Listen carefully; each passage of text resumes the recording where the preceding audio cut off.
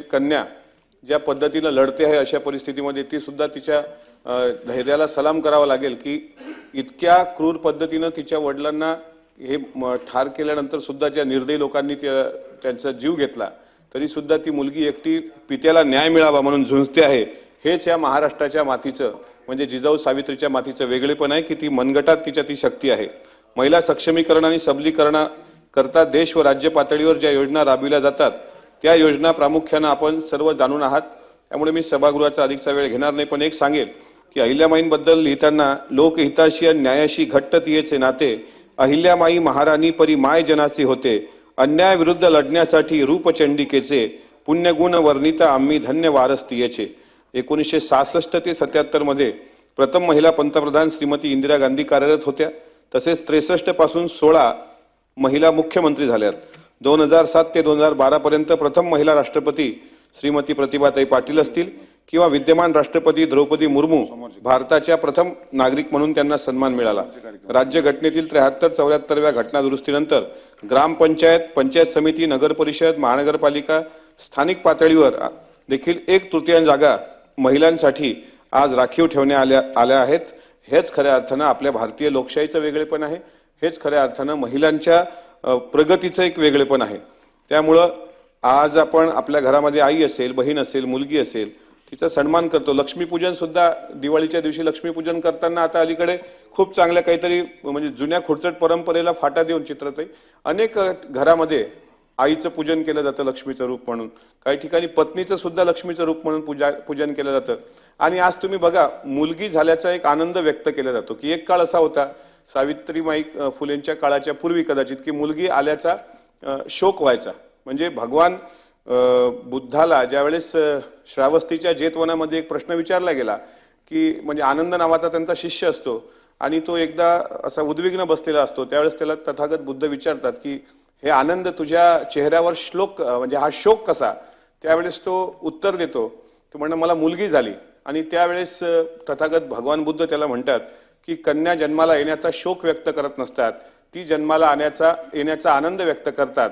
आणि हे पहिलं स्त्रियाचा सन्मान हा भगवान बुद्धांनी केला। नंतर निरुतीने स्त्रीचा शोध लावला आणि नंतर तुम्ही बघा लखुजीराजे जाधव यांनी जिजाऊच्या जन्मानंतर सिंदखेड राज्यामध्ये हत्तीवरून साखर वाटली असं आपण इतिहासात वाचतो।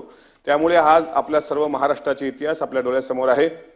आपल्याही सभागृहामध्ये आज सचिवाच्या खुर्चीवर आपल्या महिला भगिनी बसलेल्या आहेत, अनेक आपल्या महिला भगिनी पुढे लिहिताना दिसत आहेत। आज पंकजाताई आहेत, चित्राताई या सभागृहात आहेत, भावनाताई आहेत, प्रज्ञाताई आहेत, आता उमाताई बोलून गेल्या। म्हणजे हे सगळं आपल्या या लोकशाहीचं वैभव आहे। आणि भावनाताई तर बरं आता एकदम बोलणारच आहेत त्यांच्या भाषणातून, म्हणून त्यांचा काही मला अधिक त्यांच्याबाबत बोलायचं नाही, पण एक गोष्ट नक्की सांगतो की हा महाराष्ट्र पुढे न्यायचा असेल तर शिवाजी महाराजांचा आपण नेहमी गौरव करतो, पण राष्ट्रमाता जिजाऊ शहाजीराजे असं आपण यांच्याशिवाय स्वराज्याचं वैभव नाही।